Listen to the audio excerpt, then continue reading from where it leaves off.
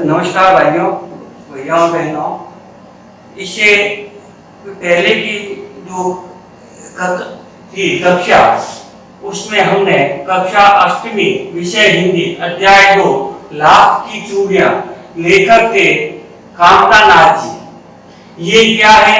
यह एक कहानी है। देखिए, हिंदी साहित्य में कहानी एक विद्या है। कहानी का तात्पर्य होता है एक निश्चित समय में उसका अध्ययन करना, साथ ही हमें कोई न कोई प्रेरणा मिला। तो इस अध्याय 2 लाख की चूड़ियों से हमें जो कहानी है उससे क्या शिक्षा मिलती है, नंबर शिक्षा क्या मिलती है इस पाठ से? इस पाठ से हमें स्वदेशी स्थानीय उत्पादन के उपयोग की उत्पादन का उपयोग करने की शिक्षा मिलती है। आप कहोगे भैया जी इस पाठ से यह शिक्षा क्यों मिलती है? इस पाठ का जब आप अध्ययन करोगे तब आप पाओगे कि इस पाठ के जो लेखक है बदलू, वह एक गांव है। वह गांव किसका है? लेखक के ननिहाल का। वह उस गांव में लाख की चूड़ियां बनाता है।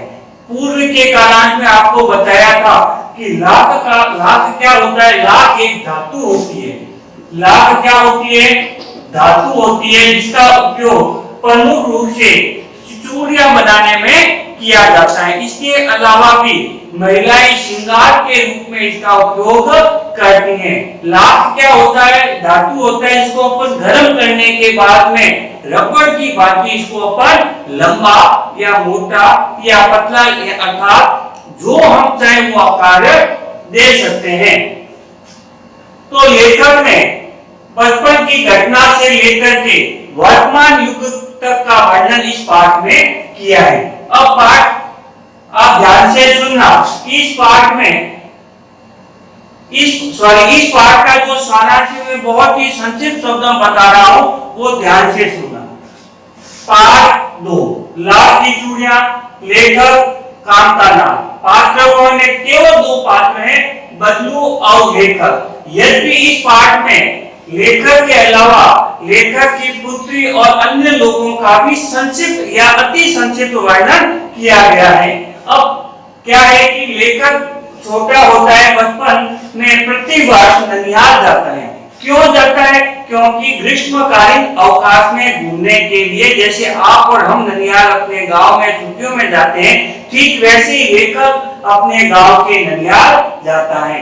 उसके जाने के पीछे 2 उद्देश्य होते हैं प्रमुख रूप से। एक तो ननिहाल है, दूसरा है बदलू जो है वो उसको लाख की गोलियां कह सकते हैं, गोटियां कह सकते हैं। गोलियां इसलिए है कि ये गोल आकार की बना करके देता है लाख की, इसलिए वो ननिहाल जाता है।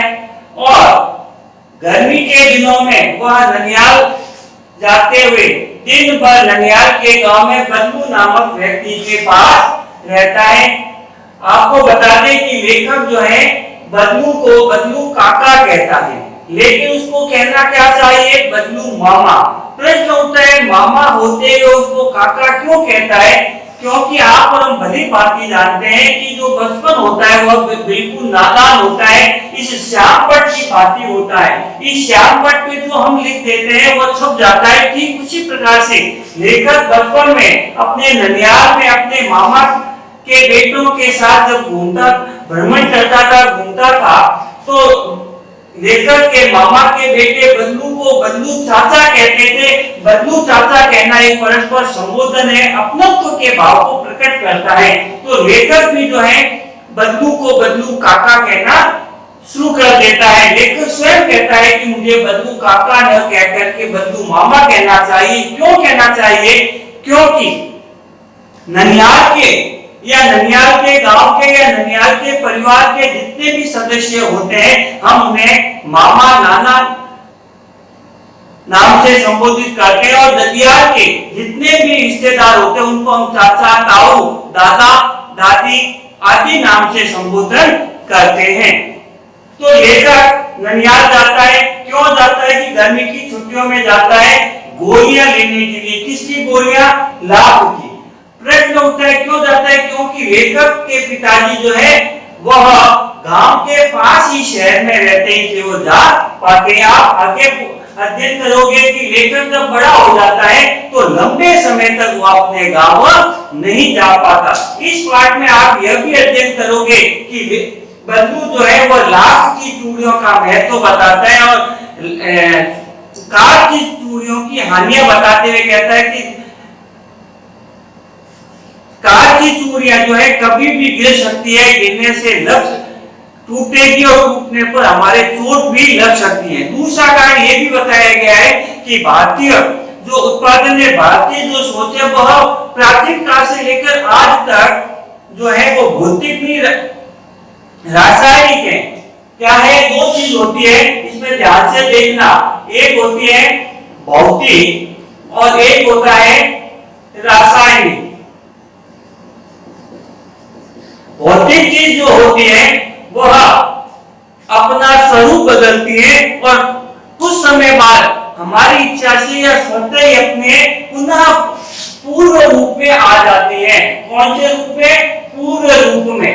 लेकिन रासायनिक जो है वो कभी भी पूर्ण रूप में नहीं आती। जैसे बर्फ से पानी बनना, पानी से बर्फ बनना, साधारण जमीन पर मकान बनाना, कुछ समय बाद उस मकान को खंडहर बना करके मशीनों द्वारा, हाथ के द्वारा पुनः जमीन बना देना। लेकिन रासायनिक में ऐसा नहीं होता। दूध से दही बन गया तो दही से वापस दूध नहीं बनेगा। तो भौतिक में बताया गया कि लाख की चूड़ियां बनने के बाद यदि चूड़ियां टूट जाती है तो उस लाख को पुनः काम में ले सकते हैं। यह भारतीय सभ्यता संस्कृति का वर्णन है।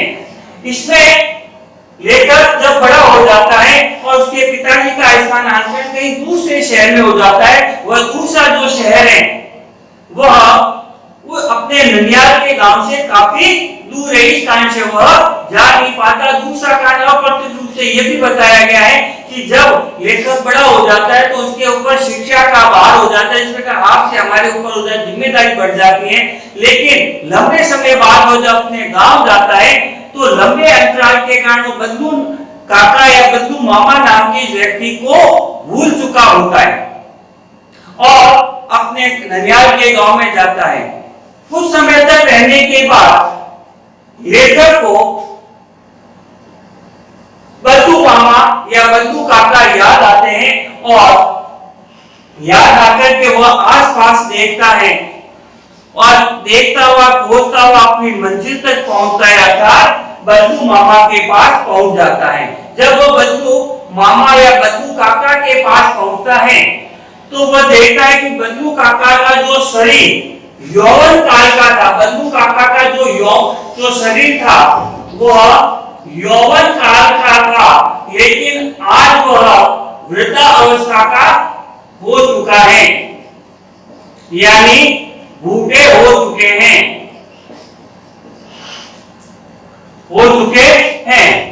और वह बड़े ही प्रेम के साथ, वह मतलब लेखक बड़े ही प्रेम के साथ बंधु चाचा के पास जाते हैं, आदर सत्कार देते हुए संबोधन करता है और उनसे पूछता है क्या आपने मुझे पहचाना। लेकिन लंबे अंतराल और वृद्धावस्था के कारण बंधु जो है वह लेखक को नहीं पहचानते। लेकिन एक उपमा अलंकार का यहाँ पर प्रयोग किया गया है। उपमा अलंकार का उपयोग करते समय कौन सा अलंकार कौन सा उपमा अलंकार का एक उदाहरण बुढ़ापे में याददाश्त, जैसे ट्यूबलाइट। कुछ समय बाद अपन जब शहर कक्ष में या कहीं जाते हैं, ट्यूबलाइट का खट्टा करते हैं तो पहले क्या करते, धक्कूस करते तो इतनी तेज जलती है। 40 वाट की ट्यूबलाइट जो है 100 वाट के बल्ब से भी तेज रोशनी देती है। ठीक उसी प्रकार से बंधु जो है कुछ ही क्षणों में उसको पहचान लेते हैं और बड़े आदर, प्रेम, अपनत्व, ममत्व तो नहीं कहते, ममत्व का तात्पर्य होता है मां जैसा प्यार, यानी अपनत्व के भाव से उसे पास में बिठाते हैं और पुरानी नई बातें करते हुए सारी बातें करता है। लेकिन लेखक क्या आप जानते हैं कि अब बड़ा हो चुका है, तो वह बल्लू से व्यापार के बारे में, गाय के बारे में आदि के बारे में चर्चा करता है।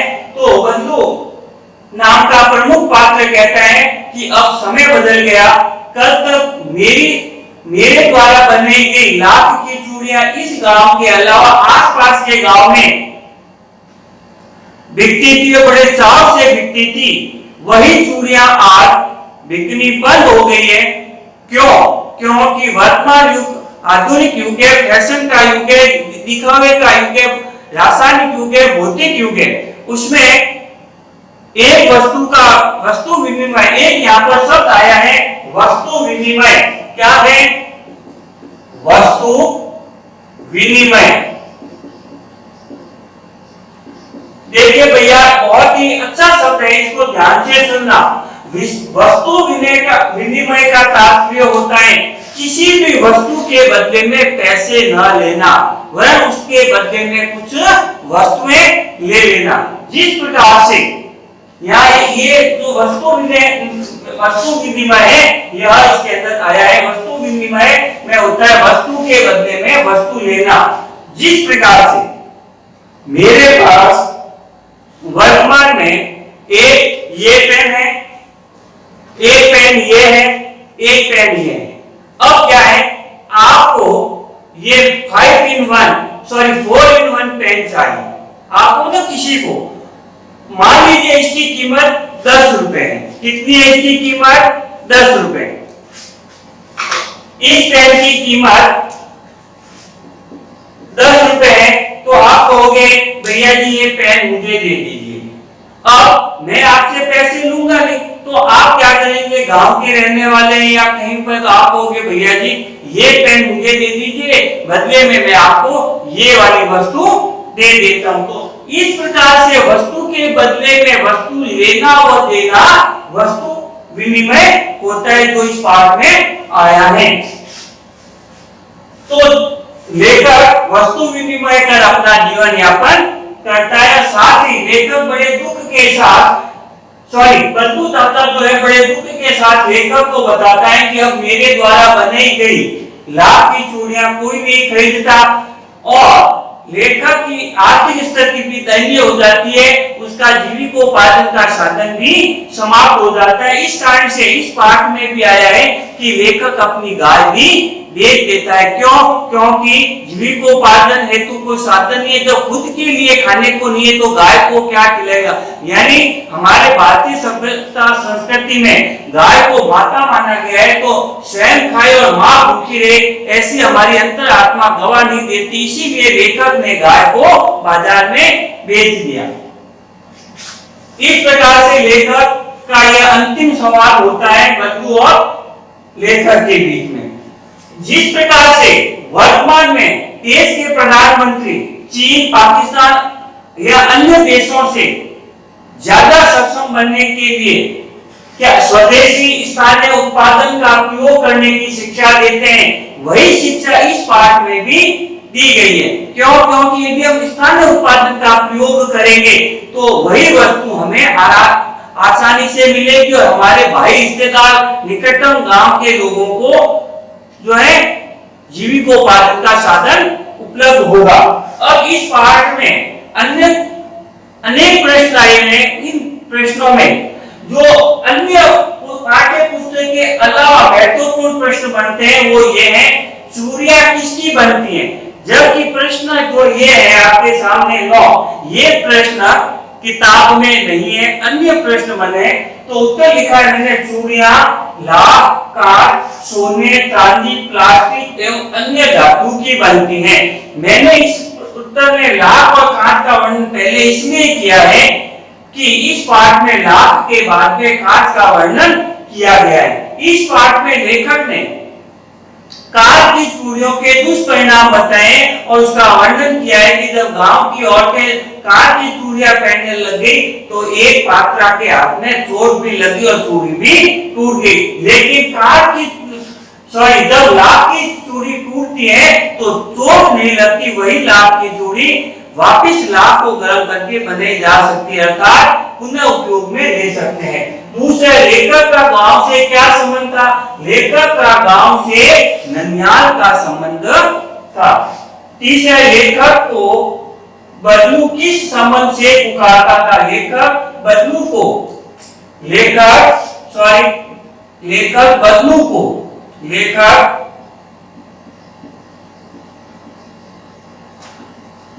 बदलू को किस संबंध से पुकारता और क्यों? तो उत्तर हो जाता है लेखक बदलू को बदलू काका कहकर पुकारता। क्यों पुकारता? क्योंकि लेखक के मामा के लड़के या लड़कियां या आसपास के लोग सभी बच्चे बदलू को बदलू मामा न कहकर बदलू काका कहते थे, तो लेखक भी बचपन में बदलू काका कहने लग गया। क्या संबंध था? वास्तव में भारतीय सभ्यता संस्कृति को देखें तो उसका संबंध मामा भांजे का था। संबोधन सही था? संबोधन सही नहीं था। यदि नहीं तो इस संबोधन से पुकारा चाहिए। लेखक और बदलू का संबोधन सही नहीं था, उसको बदलू मामा कहना चाहिए। अगला है, लेखक कौन से मौसम में ननिहाल के गांव में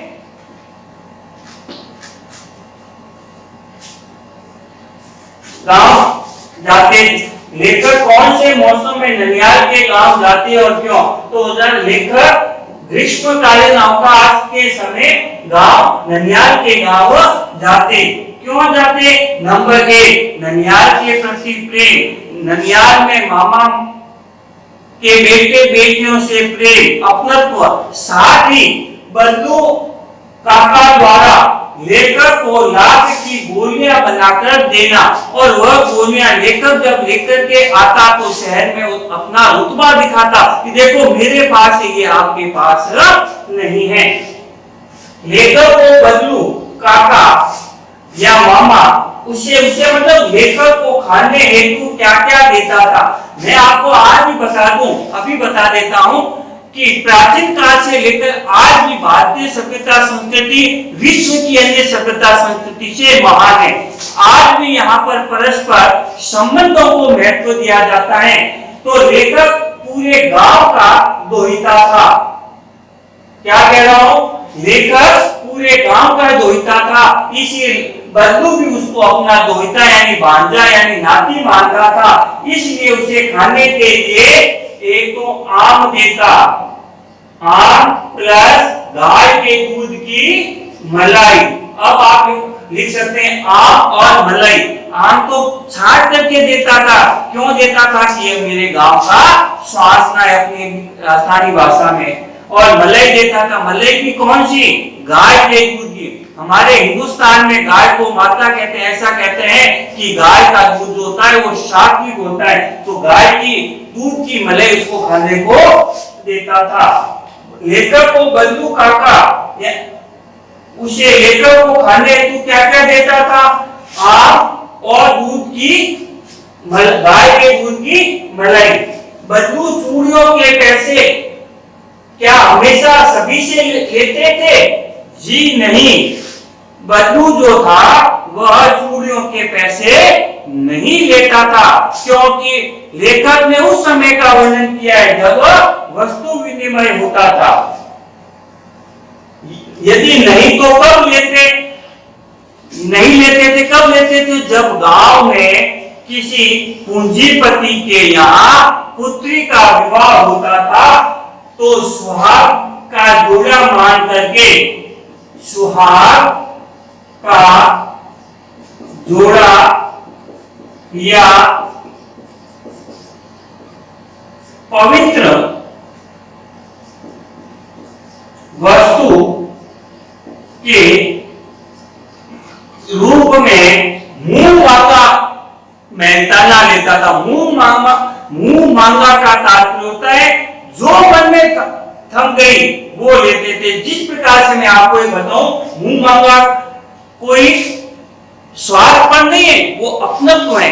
जिस प्रकार से हमारे घर में शादी विवाह होता है या हमारे घरों में परिवार में लंबे समय के बाद संतानों उत्पत्ति होती है, तो हमारे घर की बहन, बेटी, बुआ अपने पिताजी से, अपने बड़े भाई से, अपने दादाजी से कहती है नहीं मैं तो मेरे भतीजा हुआ इसलिए ये चीज लूंगी, आपको देना पड़ेगा। तो वो उनका स्वार्थ नहीं, वो अपना उनका प्रेम है। तो उसी प्रेम के कारण जो था बदलू शादी के अवसर पर मुंह मांगा मेहनताना लेता था।